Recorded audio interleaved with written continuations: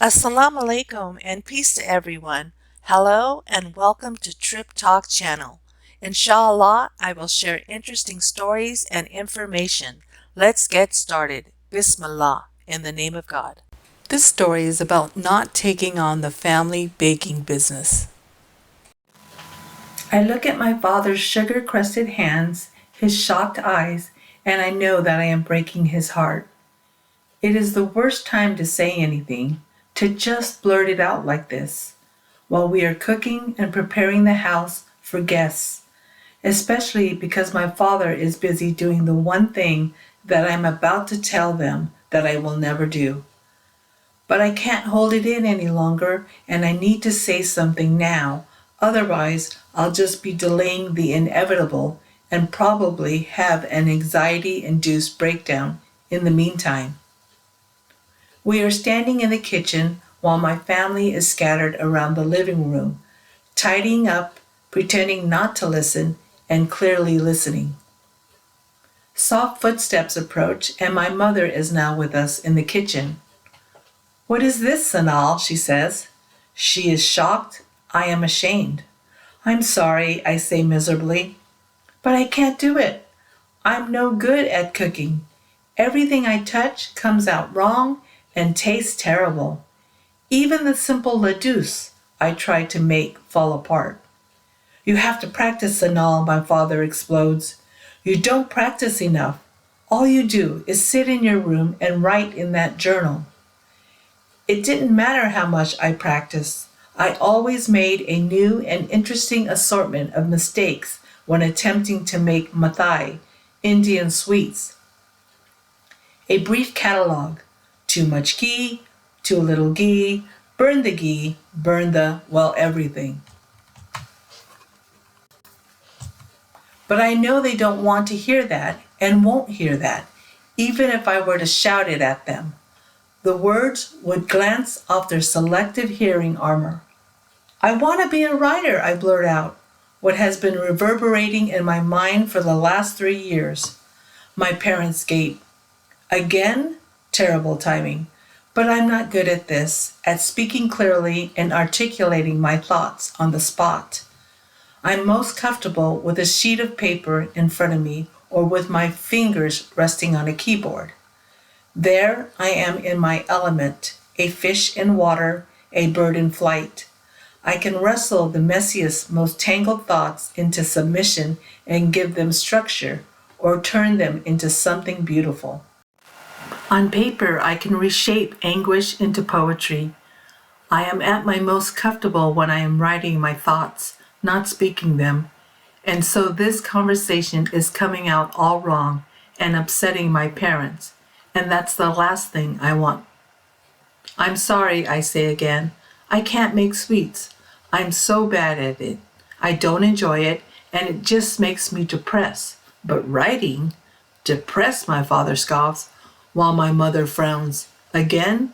With this? And you think writing will make you not depressed?" Actually, I'm fairly certain that being depressed is a requirement for being a writer. I opt to stay silent instead of voicing this.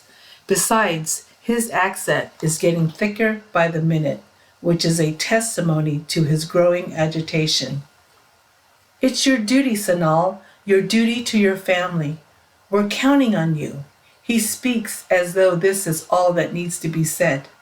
"I can't," I repeat, and I find myself on the verge of tears. "I can't cook.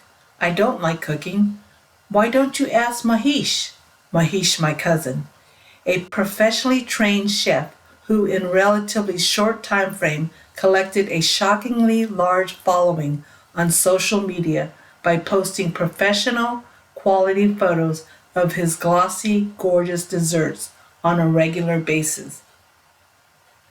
He seemed the obvious choice to me, but "Because you are our daughter, Sanal," my mother says. "Mahish," she waves her hand dismissively, "he married into the family. It has to be you, not some cousin." My heart sinks. Having my parents consider shifting the responsibility to Mahish has been what I was banking on. Whenever I imagine this conversation, This is what would turn the tables and help them reconsider my role in the family.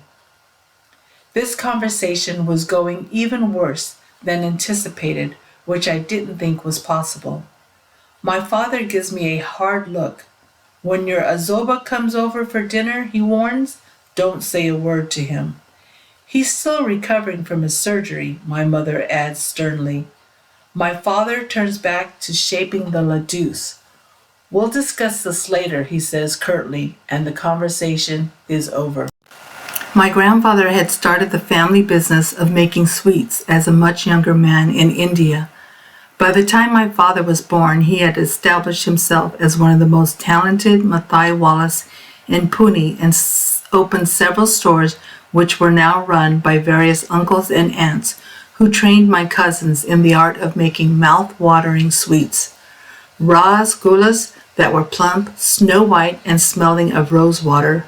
Kajakatli, diamond-shaped sweets made of ground cashews and covered with shimmering silver, and round barfis that ranged in flavor from carrot to mango to pistachio.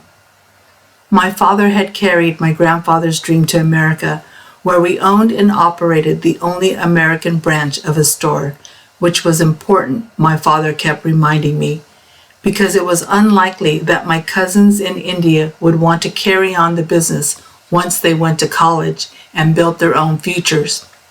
His biggest fear, we all knew, was that his father's dream and hard work would die with him, and with that, a precious part of our family's culture.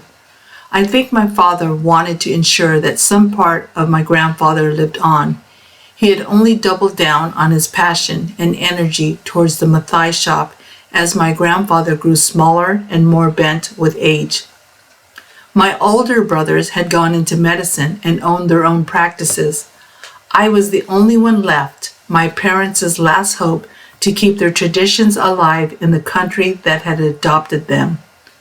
I stay out of my parents' way as they prepare for dinner. There is a cold heaviness in my stomach. I try to journal in an attempt to exercise my anxiety and agitation, to trap these feelings onto paper where they can't gnaw at me. It doesn't work.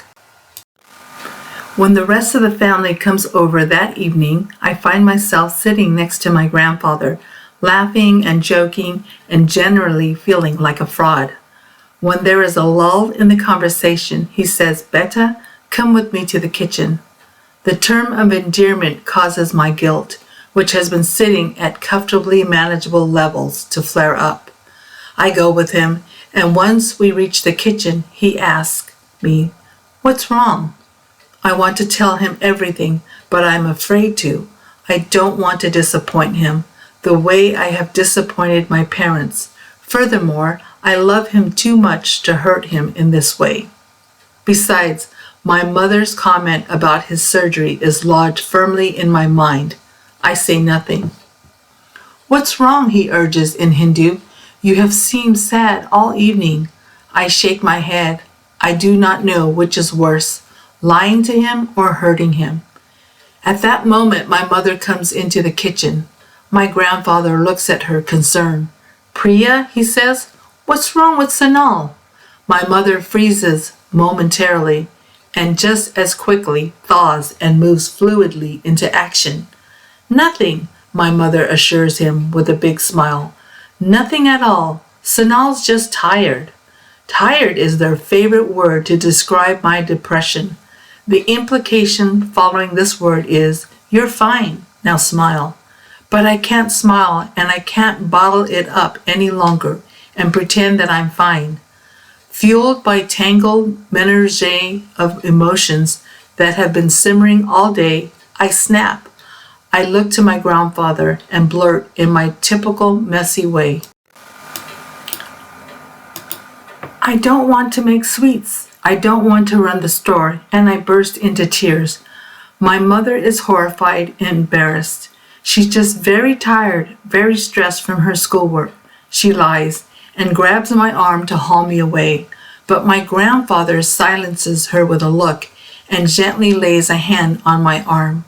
"Betta, is that true?" he asks softly. "You don't want to make sweets?" You have no interest in learning? Sniffling, I nod.